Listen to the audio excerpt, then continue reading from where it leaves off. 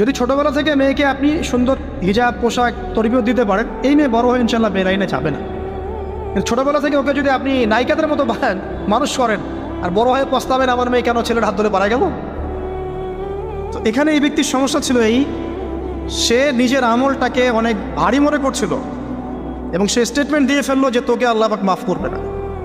এই একটা কথা মন থেকে বলার কারণে তার ইহকাল পরকাল দুটা বরবাদ হয়ে গেল, সে জাহান্নামে চলে গেল।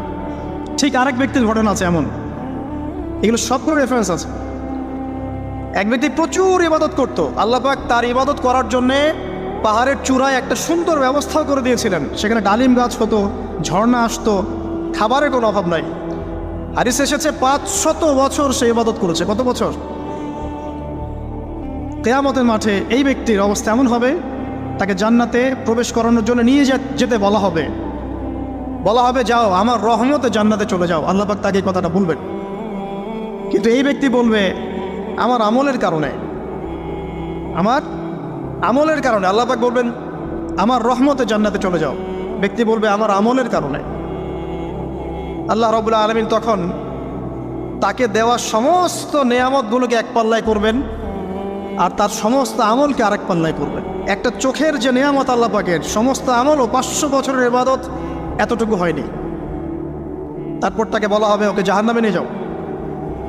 এবার জাহান্নামে যাওয়ার সময় সে বলবে আল্লাহ তোমার রহমতে আমাকে মাফ করে দাও। তখন আল্লাহ পাক তাকে আবার ডেকে নিয়ে আসবে, বলবেন যে তোমাকে যে আমি ইবাদত করার জায়গা করে দিয়েছিলাম, এটাকে তুমি নিজে করেছো না আমি করেছি? সে বলবে আপনি করেছেন। তোমাকে যে আমি সৃষ্টি করেছিলাম তখন কি তুমি কোনো আমল করেছিলে? বলবে না। তাহলে তোমাকে যে সৃষ্টি করেছি আমি, এটা কি তোমার আমলের কারণে? না। তোমাকে সারা দুনিয়াতে এত নেয়ামত দিয়েছি, এটা কি তোমার আমলের কারণে? সে বলবে না। তখন তাকে জান্নাতে প্রবেশ করানো হবে। কিয়ামতের মাঠে এমন অনেক ঘটনা ঘটবে যেটা আমাদের চিন্তার বাইরে। আরেকজন ব্যক্তিকে ডেকে আনা হবে, যে ব্যক্তি একটা দুটা নয় বরং 100টা খুন করেছে। সে 99 জন মানুষকে হত্যা করার পর ফতোয়া খুঁজে বেড়াচ্ছিল যে আমার তওবা কবুল হবে কিনা। একজন আবেদের কাছে গিয়েছে। আবেদ আর আলেম কিন্তু এক জিনিস না। আবেদ মানে যে প্রচুর ইবাদত করে, তার জ্ঞান কম, সে শুধু জানে কিভাবে ইবাদত করতে হয়। আলেম হচ্ছে সে যে শরীয়তের গভীর জ্ঞান জানে আবার ইবাদতও করে। আবার যারা জ্ঞান আছে আমল নাই, সেও কিন্তু প্রকৃত আলেম না। প্রচুর জ্ঞান আছে কিন্তু জ্ঞান অনুযায়ী আমল করে না, সেও কিন্তু প্রকৃত আলেম নন। এবার আসেন তো, এই আবেদের কাছে গিয়ে সে বলছে আমার কি ক্ষমা হবে? আমি 99টা খুন করেছি। সে বলল তোমার আবার ক্ষমা? তোমার ক্ষমা নাই। তখন এই ব্যক্তি এই আবেদকে হত্যা করে 100টা খুন পূর্ণ করল, ওকেও সে মেরে ফেলছে। আমার ক্ষমাই হবে না তো তোর বেঁচে থাকার কি দরকার, তুইও মর। এই ব্যক্তির মধ্যে একটা চেতনা তৈরি করলেন যে আমাকে তওবা করতে হবে। সে তখন সার্চ করতে লাগলো আরও কোনো আলেম আছে কিনা। এরপর অনেক দূরে একজন আলেমের সন্ধান পাওয়া গেল। সে সেখানে গেল, তাকে গিয়ে বলল আমার কি ক্ষমা হবে? সে আলেম তাকে বলল হ্যাঁ তোমারও ক্ষমা হতে পারে, যাও তুমি ইস্তেগফার করো এবং এই এলাকা থেকে অন্য এলাকায় চলে যাও। মানে যে এলাকায় তুমি অনেক দিন ছিলে, যেখানে তুমি অনেক পাপ কাজ করেছো, এখানে থাকার দরকার নাই। তওবা করে তুমি অন্য কোথাও চলে যাও, নতুন একটা জীবন শুরু করো। এখানে থাকলে হবে কি, তোমার স্মৃতিগুলো তোমাকে তাড়িয়ে বেড়াবে এবং মানুষ তোমাকে খারাপ নজরে দেখতেই থাকবে, তুমি তখন কষ্ট পাবে। এই জন্য তুমি চলে যাও। তো চলে যেতে যেতে সে রাস্তায় ইন্তেকাল করে। এবার তার রুহ নিবে কে? এই জন্য দুদল ফেরেশতা আসছেন, জান্নাতি এবং জাহান্নামী। তাদের মধ্যে বাক বিতর্কটা হচ্ছে কে রুহ নিয়ে যাবে। তো জাহান্নামের ফেরেশতারা বলছেন সে এতগুলো খুন করেছে, তার রুহটা আমরা নিব। আর জান্নাতি ফেরেশতারা বলছেন না, সে তওবা করতে এসেছিল, অতএব সে আল্লাহর অভিমুখী হয়েছে, তার রুহটা আমরা নিব। আল্লাহ পাক এখানে একটা কৌশল করলেন। আল্লাহ পাক ফেরেশতাদেরকে বললেন তোমরা রাস্তাটাকে পরিমাপ করে দেখাও, যেদিকে যাচ্ছিল তার পরিমাপ বেশি নাকি যেখান থেকে এসেছে ওর পরিমাণ বেশি। আল্লাহ পাক জমিনকে আদেশ করলেন হে জমিন তুমি প্রশস্ত হয়ে যাও। এবার পরিমাপ করে দেখা গেল সে তওবার দিকে আসছিল, এর পরিমাণটা বেশি। একটা কাজের ওসিলা আল্লাহ পাক তাকে মাফ করে দেবেন। মনে রাখবেন এটা মৌখিক বিষয় ছিল না, সে মন থেকে ভিতর থেকে কিন্তু সে আল্লাহর প্রতি অনুগত হয়েছিল। এই মনের বিষয়টা আল্লাহ ছাড়া কেউ জানে না। আপনি দেখতে পারেন সমাজে অনেকে দাড়ি টুপি পাগড়ি জুব্বা সব লাগিয়ে ঘুরছে, তো বিশ্বাস করেন তাদের মনটা এমনও হতে পারে যে জানোয়ারের চেয়েও কুৎসিত, তেমনও হতে পারে। আবার আপনি দেখবেন সমাজে এমন অনেক মানুষ ঘুরছে যারা হয়তো অনেক পাপে লিপ্ত মনে হচ্ছে, কিন্তু মনের মধ্যে সততা আছে। আর যার মনের মধ্যে সততা আছে, আল্লাহ পাক কোনো না কোনো দিন ইনশাআল্লাহ তাকে হেদায়েত দেবে। এটা আমরা আমাদের অভিজ্ঞতা থেকেও দেখেছি। এমন অনেক মানুষকে আমরা দেখেছি যে ড্রাগ অ্যাডিক্টেড ছিল, মিউজিক করেছে, হারাম সম্পর্কের মধ্যে ছিল, নামাজ ঠিক মতো পড়ে নাই, কিন্তু যখনই আল্লাহর কথা আলোচনা হতো দেখতাম সে খুবই শান্তভাবে মন থেকে কথা শুনছে। এই কথা শুনতে শুনতে শুনতে একদিন মাশাআল্লাহ এখন দেখবেন যে চিল্লা দিয়ে বেড়াচ্ছে বিভিন্ন মসজিদে। আল্লাহ হেদায়েত দিয়েছে, সব ছেড়ে দিয়েছে। এরকম মানুষের অভাব নাই কিন্তু সমাজে। তো এখানে আল্লাহ পাকের রহমত বা দয়ার একটা উজ্জ্বল দৃষ্টান্ত দেখতে পারবেন। ঠিক এরকম আরও একটা ঘটনা আছে বনু ইসরাইলের। এক ব্যক্তি এত পাপ করেছে যে শেষে মৃত্যুর সময় সে সন্তানদেরকে ডাকছে, ডেকে বলছে যে আমি যখন মারা যাব আমার লাশটাকে তোমরা কবর দিও না, যদি আল্লাহ পাক আমাকে ধরতে পারেন তাহলে খবর আছে আমার। আর কী করতে হবে? সে বলছে যে আমার দেহটাকে তোমরা পুড়িয়ে ফেলবে, এবং পুড়িয়ে ফেলার পরে ছাইগুলোকে একত্রিত করবা, করে অর্ধেক ছাই সমুদ্রে ভাসিয়ে দিবা, অর্ধেক ছাই বাতাসে উড়িয়ে দিবা। সন্তানরা তাই করলো। মৃত্যুর পর আল্লাহ পাক এই সমুদ্র এবং জমিনকে বাতাসকে আদেশ করলেন যে তোমরা ছাই জড়ো করে দাও। আর মানুষ আর জিন আল্লাহর কথা না শুনলেও এই প্রকৃতি আল্লাহ পাকের কথা শোনে। বিজ্ঞান বলে প্রকৃতি থেকে সব হচ্ছে। কি প্রকৃতি? প্রকৃতি কি, কাকে বলে? মানুষকে আল্লাহর ইবাদতকে বাদ দিয়ে প্রকৃতি পূজায় নিয়ে গেছে। এই পুরো প্রকৃতি আর মহাবিশ্ব এক আল্লাহর ইবাদত করে। কে সৃষ্টি করলো প্রকৃতি? প্রাকৃতিকভাবে হয়েছে সব কিছু বলে, আল্লাহ থেকে হয়েছে বলা যাবে না। বললে আপনি মৌলবাদী হয়ে যাবেন। আল্লাহ শব্দ ইউজ করলে আপনি মৌলবাদী হয়ে যাবেন। ধর্মতাত্ত্বিক শব্দগুলোকে আস্তে আস্তে উঠিয়ে দেওয়া হয়েছে। দেখবেন যুক্তি, বিজ্ঞান, দার্শনিক শব্দগুলোকে আনা হয়েছে। এটাও টেকনিক্যালি করা হয়েছে। কোনো সেকুলার মিডিয়াতে আপনি দেখবেন না ইনশাআল্লাহ বলছে। ইনশাআল্লাহ প্রমাণ করবে যে আপনি আস্তিক না নাস্তিক। তো প্রকৃতিকে আল্লাহ পাক আদেশ করলেন, এই সমুদ্র ছাই জড়ো করো, এই বাতাস ছাই জড়ো করো। তারা ছাই জড়ো করে দিল। এই ব্যক্তিকে বলা হচ্ছে তুমি জীবিত করে আল্লাহ পাক বলছেন তুমি যে এই কাজটা করেছিলে, লিমা ফাআলতা হাযা, তুমি এই কাজটা কেন করেছো? তখন এই ব্যক্তি উত্তর দিচ্ছে, মিন খাশিয়াতিকা ইয়া রাব্বি ওয়া আনতা আ'লাম। হে আল্লাহ, আমি আমার বুঝে যা এসেছে আপনার ভয়েই আমি এই কাজটা করেছি, আর আপনি খুব ভালো করেই জানেন যে আমি আপনার ভয়ে করেছি নাকি অন্য কোনো কারণে করেছি। মানে আপনি আমার মনের কথা জানেন। আল্লাহ পাক তাকে মাফ করে দেবেন। আপনাদেরকে আমি সেই ব্যভিচারী মহিলার কথাও মনে করাই, যে ছিল একজন প্রস্টিটিউট মহিলা, পতিতা, যেটা আমরা বলি সমাজের ভাষায়। যদি এখন নতুন শব্দ এসেছে সেক্স ওয়ার্কার বা যৌনকর্মী, এবং এগুলোকে আমরা এখন প্রমোট করছি। আমরা এখন অশ্লীলতাকে প্রমোট করছি। এই কথা বলতে আমাদের বুক কাঁপা উচিত নয় যে আমরা এখন অশ্লীলতাকে প্রমোট করছি। আমরা এখন কাপড় খোলার সংস্কৃতি থেকে যাচ্ছি। যে কাপড় খুলে দিয়েছিল ইবলিস। ইবলিস আমাদের বাবা মার কাপড় জান্নাতে খুলে দিয়েছিল, এটা কি জানেন? ফল খাওয়ার পরে এই ফল খেতে কে প্রলুব্ধ করেছে? ইবলিস। গাছের কাছে গিয়ে ফল ভক্ষণ করার পর সর্বপ্রথম আমাদের পিতামাতার গা থেকে কাপড় খুলে পড়ে গেছে। তা আমাদের পিতামাতাকে মহাবিশ্বে নগ্ন করে দিয়েছে ইবলিস, আর তার অনুসারীরা এই জমিনে আদম সন্তানদেরকে নগ্ন করছে এখন। অতএব এই যে একটা ট্রেন্ড এখন চলছে, দেখবেন হারাম রিলেশনশিপকে মিডিয়ার মধ্য দিয়ে প্রমোট করা হচ্ছে, মনে হয় একটা স্বাভাবিক বিষয়। কোনো বিষয় না এটা, যে কেউ জেনাই করতে পারে। জেনা পর্ন খুব নর্মাল। হালালভাবে যদি আপনি বিয়ে শাদী করতে যান তখন সমস্যা হচ্ছে। হালালভাবে যদি আপনি বিয়ে করতে যান তখন সমস্যা হচ্ছে। হারামভাবে আপনি যা ইচ্ছা তাই করতে পারেন, সমাজে কেউ কিছু বলছে না। এখন বলছে এগুলো স্বাধীনতা। সুবহানাল্লাহ, কোন স্বাধীনতা? স্বাধীনতা বলে কোনো শব্দ নাই মহাবিশ্বে। এই পুরো বিশ্বের সমস্ত মানুষ আল্লাহর অধীনে পরাধীন। এই বিশ্বে যত মানুষ বসবাস করছে এখন, এটা কেউই স্বাধীন নয়। না কেউ স্বাধীন ছিল, না আছে, না থাকবে। সবাই আল্লাহ পাকের দাসত্বের অধীনে পরাধীন।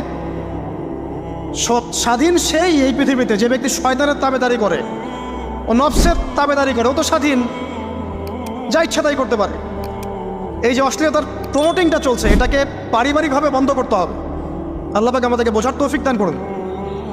এগুলো যত বাড়বে সমাজে মহামারী আসবে, দেখে নিয়ে মহামারী আসবে, দুর্ভিক্ষ আসবে, সমাজে এমন সব রোগ ব্যাধির জন্ম হবে যেগুলোর নামও শোনে নাই মানুষ কখনো, এবং সামনে ভূমিধস অপেক্ষা করছে, এগুলো আসবে।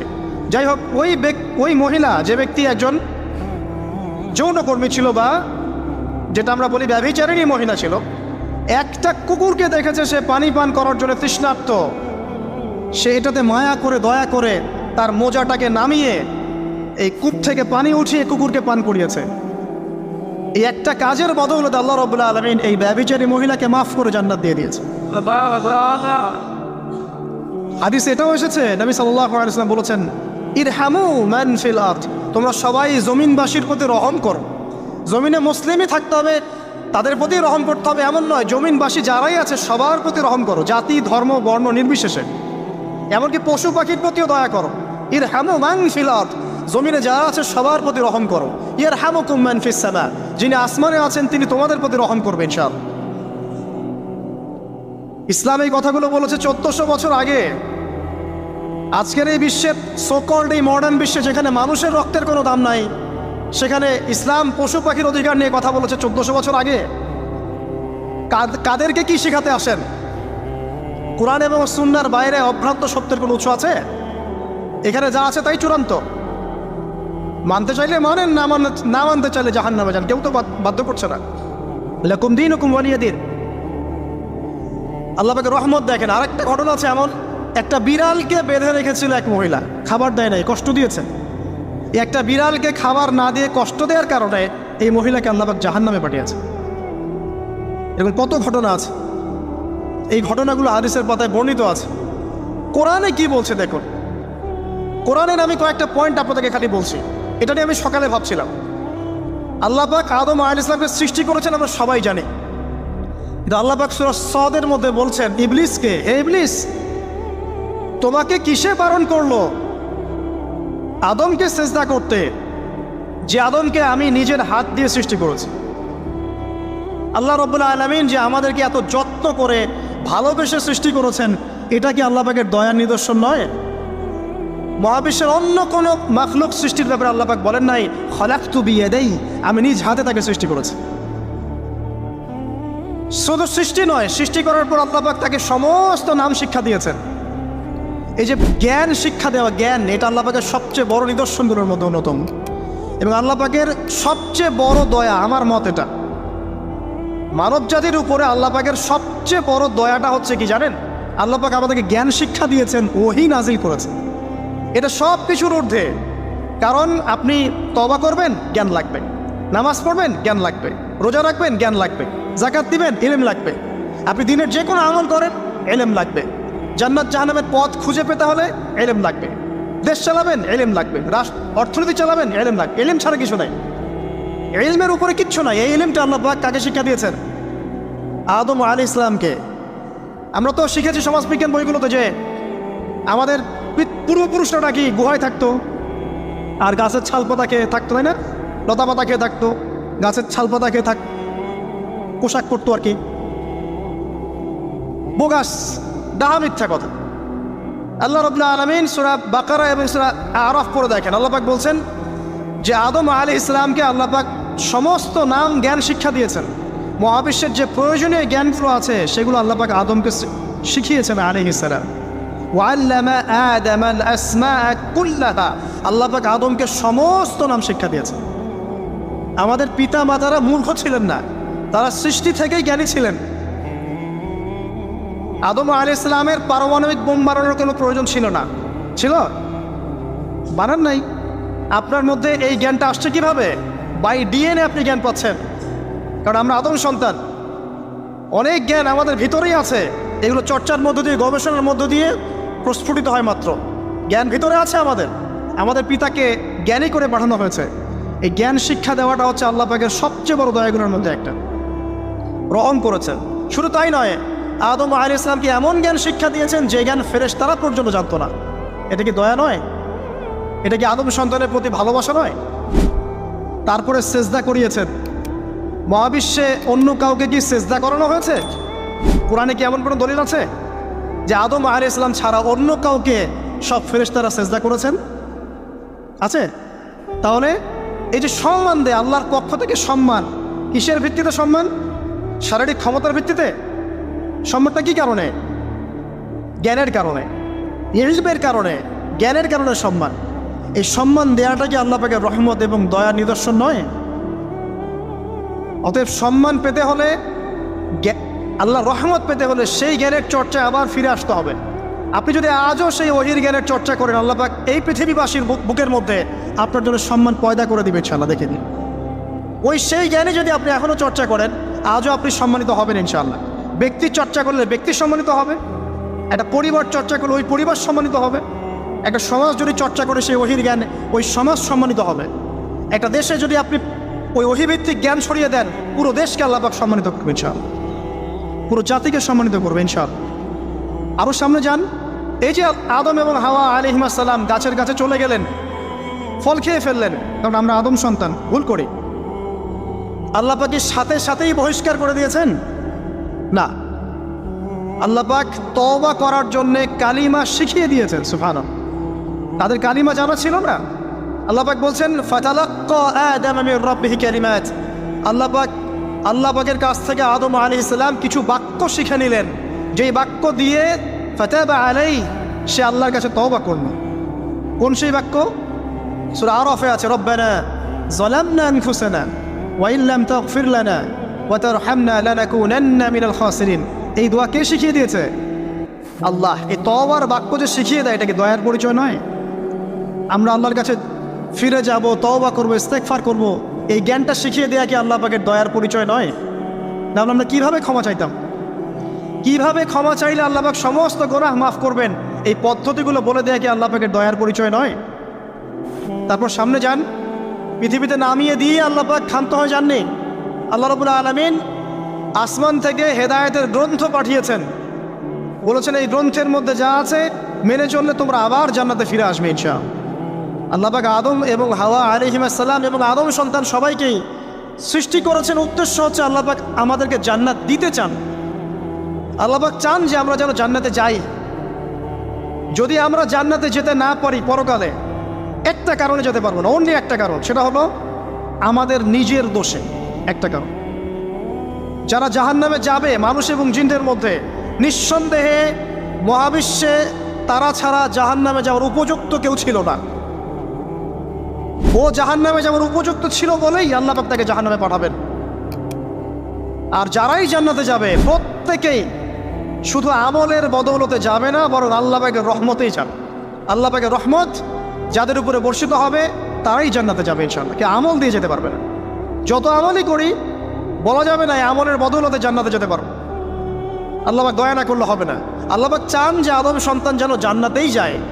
এই কারণেই সৃষ্টি করা, এই কারণেই আপনার ওহীভিত্তিক গ্রন্থগুলো পাঠানো, এই কারণে নবী রাসূল পাঠানো, আলেম ওলামা সৃষ্টি করা, মানুষকে সতর্ক করা, হায়াত দেয়া, বারংবার জীবনে চলতে ফিরতে আপনাকে অ্যালার্ম করা হয়, আল্লাহর পথে ফিরে আসেন, আল্লাহর পথে ফিরে আসেন। অ্যালার্ম করা হয় না? বিপদ দিয়ে আপনাকে অ্যালার্ম করা হয় আল্লাহর পক্ষ থেকে। আপনি চলতে পথে হোঁচট খান, আল্লাহ আপনাকে অ্যালার্ম দেন, ফিরে আসো। চলছেন বিপথে, আল্লাহ পাকে অ্যালার্ম দেন, ফিরে আসো। আল্লাহ পাকের পক্ষ থেকে কিন্তু এগুলো আসে। অদ্ভুত একটা হাদিস বললাম, অদ্ভুত বলতে বলছি অ্যামেজিং হাদিস, যে একজন সাহাবী বলছেন, সালমান রাদিয়াল্লাহু আনহু, তিনি বলছেন যে যখন মুমিনের উপর বিপদ আপদ বালা মুসিবত আসে, তখন মুমিনের এই বিপদ আপদ বালা মুসিবত রোগ শোকের বদৌলতে আল্লাহ পাক তার গুনাহগুলোকে মাফ করে দেন এবং তার মর্যাদাকে বাড়িয়ে দেন, এবং সে আল্লাহর দিকে ফিরে আসার অনুশোচনা করার সুযোগ পায়। আর যখন কাফের মুশরিক বা ফাসিক মানুষকে এইসব রোগ ব্যাধি, বিপদ আপদ বালা মুসিবত ঘিরে ধরে, তার দৃষ্টান্ত সেই উটের ন্যায় যে উটটাকে তার মালিক বেঁধে রেখেছে, এরপর ছেড়ে দিয়েছে। সে উটটা বুঝতেও পারলো না কেন তার মালিক তাকে বেঁধে রাখলো আর কেনই বা তাকে ছেড়ে দিল। কথাটা কি বুঝতে পারছেন? যারা আল্লাহ দ্রোহী, তাদের উপর যখন বিপদ আপদ বালা মুসিবত আসতে থাকে, তারা বুঝে না যে কী জন্যে আসলো আর কেন চলে গেল। কিন্তু মুমিন ব্যক্তি যারা মুসলিম, আল্লাহর অনুগত, তাদের বিষয়টা হচ্ছে এমন বিপদ আপদ বালা মুসিবত রোগ ব্যাধি তাদেরকে আল্লাহর দিকে ফিরিয়ে নিয়ে আসবে ইনশাআল্লাহ। দেখুন, এই যে পৃথিবীতে নামিয়ে দেয়া, এরপর আল্লাহর পক্ষ থেকে ঐশী গ্রন্থগুলো পাঠানো, নবী রসুল পাঠানো, আলেম ওলামা পাঠানো, আপনাকে হায়াত দেয়া, আপনাকে রিজিক দেয়া, এই শ্বাস নেওয়ার ক্ষমতা দেয়া, আপনাকে জ্ঞান বুদ্ধি দেয়া, বিবেক দেয়া, যে আমি তার পাশে লাউ গাছ উৎপন্ন করলাম। কোন গাছ? খেতে পারেন, এর শাক এবং এই যে ফল, এটার মধ্যে নিঃসন্দেহে এমন এমন কিছু উপাদান আছে যেটা হয়তো আমরা জানিও না, আবিষ্কার করা হয়নি। তিনি সুস্থ হয়ে গেলেন আলহামদুলিল্লাহ। কোথায় যাবেন? যে কোনো জায়গায় যান। নবী ঈসা আলাইহিস সালামকে চতুর্দিক থেকে আক্রমণ করছে ইহুদিরা। আল্লাহ রাব্বুল আলামিন তাকে এমন হেফাজত করলেন, তার কাছে তাকে উঠিয়ে নিলেন। এটা কি দয়ার পরিচয় নয়? এই যে একটু আগে তেলাওয়াত করলো শুরুর আগে নবী মুসা আলাইহিস সালামের ঘটনা। বনু ইসরাইল একটার পর একটা অবাধ্যতা করেই গেছে। আল্লাহ পাক তারপরেও তাদের কাছে নবী পাঠিয়েছেন, নবী মুসাকে পাঠিয়েছেন। ফিরআউনের মতো জালেম শাসকের হাত থেকে বনু ইসরাইলকে আল্লাহ পাক উদ্ধার করেছেন। এটা কি দয়ার পরিচয় নয়? নবী মুসা আলাইহিস সালাম গাছের নিচে বসে আছেন, খাবার নাই, বাসস্থান নাই, কিচ্ছু নাই, বরং তার গায়ে একটা অপবাদ দেওয়া হয়েছে যে তিনি নাকি একজন মানুষকে খুন করেছেন। অথচ তার ইন্টেনশন সেটা ছিল না। তিনি একটা ঘুষি দিয়েছেন লড়াই থামানোর জন্য, ওই এক ঘুষিতেই সেই ব্যক্তি ডেড। এবার তিনি গাছের নিচে বসে দোয়া করছেন, রব্বি ইন্নী লিমা আনজালতা ইলাইয়া মিন খায়রিন ফাকির। আল্লাহ, আমি নিঃস্ব অসহায় হয়ে এখানে বসে আছি, তুমি আমার উপর তোমার যে রহমত পাঠাবে আমি তার ভিখারি হয়ে বসে আছি। দোয়া করার সাথে সাথেই ওই শুআয়ব আলাইহিস ইসলামের মেয়ে হেঁটে হেঁটে চলে আসলেন। তিনি স্ত্রী পেলেন, তিনি শ্বশুর পেলেন, একজন নবী পরিবার পেলেন, বাসস্থান পেলেন, চাকরি পর্যন্ত পেলেন। 8 বছর তিনি রাখালি করেছেন শুআয়ব আলাইহিস ইসলামের ফার্মের মতো। দয়া মুহূর্তেই চলে আসবে, শুধু আল্লাহর দিকে অভিমুখী হলেই হয়, এগুলো দয়া। আইয়ুব আলাইহিস ইসলামের কথা মনে আছে না? দীর্ঘদিন রোগে ভুগছেন, চিকিৎসা হচ্ছে না, ভালো হচ্ছে না, শেফা হচ্ছে না। এখানে যারা আধ্যাত্মিকত্ব নিয়ে পড়াশোনা করেন, লেখালেখি করেন, তারা বলেছেন তাদের কিছু কিতাবের মধ্যে, রোগটা যখন এমন একটা পর্যায়ে চলে আসলো যে তিনি জিহ্বাটা নড়াতে পারছেন না, কারণ তিনি আল্লাহ পাকের জিকির করতে প্রচণ্ড ভালোবাসতেন। এক পর্যায়ে রোগটা এমন একটা জায়গায় চলে আসলো যে জিহ্বাটা তিনি নড়াতে কষ্ট হচ্ছে। তখন গিয়ে তিনি বলছেন, রব্বি আন্নী মাসসানি আদ-দুররু ওয়া আনতা আরহামুর রাহিমিন। হে আল্লাহ, আমাকে কষ্ট স্পর্শ করেছে, আর তুমি তো ক্ষমাকারী, আবার রহমকারীদের মধ্যে সর্বশ্রেষ্ঠ রহমকারী। আমি জিকির করতে পর্যন্ত পারছি না, আল্লাহ আমার রোগটা শেফা দিয়ে দাও। বলার সাথে সাথে আল্লাহ রাব্বুল আলামিন কোষ্ঠবন ঝর্ণা তৈরি করলেন, এখানে গোসল করো, শেফা হয়ে গেল। এগুলো কি রহমতের পরিচয় নয়? এখানে এক শ্রেণীর স্কলার এমনও বলেছেন, আজকে আমরা যারা বাহ্যিক সৌন্দর্য নিয়ে বেশি গর্ব করি আর কি, আত্মিক সৌন্দর্যের চাইতে বাহ্যিক সৌন্দর্য নিয়ে যারা বেশি গর্ব করি, যদি আল্লাহ পাক আমাদের পোশাকটাকে পরিবর্তন করে দেন, আত্মাটাকে দেহের পোশাক দেন আর দেহটাকে আত্মার পোশাক বানায় দেন, তাহলে দুর্গন্ধে কি আমাদের সামনে আসতে যাবেন? কথা মানে বুঝতে পারছেন না? আইয়ুব আলাইহিস সালামের আত্মাটা ছিল পবিত্র, পরিশুদ্ধ, তার দেহের মধ্যে রোগ হয়েছিল। আর এই পুরো বিশ্বের ম্যাক্সিমাম লোকের মানুষের রোগ এখন আত্মায়, দেহে নয়। আবার বলছি, হয়তো বুঝতে পারছেন না। আইয়ুব আলাইহিস সালামের রোগটা হয়েছিল দেহে, বাইরে। তার আত্মা ছিল পবিত্র, পরিশুদ্ধ আত্মা। দেহের রোগের একটা পর্যায়ে যখন জিহ্বাটায় ইফেক্ট হলো, তখন জিকির করতে তার কষ্ট হচ্ছে, তখন তিনি দোয়া করছেন, আল্লাহ আমার এই রোগটাকে শেফা দিয়ে দাও। আর এখনকার পুরো জেনারেশন এই সভ্যতার রোগ হচ্ছে ভিতরে, আত্মায়। দেহের রোগের চাইতে তার আত্মার রোগটা বেশি। এখন এই আত্মাটাকে যদি দেহ বানিয়ে দেওয়া হয় আর দেহটাকে আত্মার পোশাক পরিয়ে দেওয়া হয়, দুর্গন্ধে কেউ সামনে আসতে চাবে না।